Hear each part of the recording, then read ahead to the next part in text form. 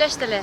My name is Tenzin Choedon, and today I am going to speak about one of the most important rivers of Tibet, Dachu River. Dachu River is the world's 12th largest river. Dachu originates in eastern Tibet. It has different names in different countries, but the most common one is Mekong.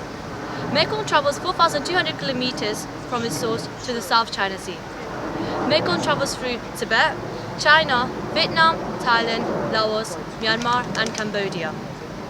300 million people depend on Mekong for their daily livelihood. It is also called the rice bowl of Asia since it is the main paddy field.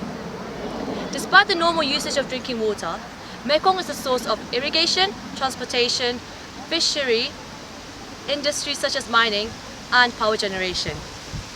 This mighty, magnificent and magical river is now facing ecological havoc by creation of giant hydropower dams, pollution, deforestation, coastal erosion, urbanization and global warming, such as on the 12th of August 2011, Voice of America reported that 37 villages and up to 5,000 homes have been flooded.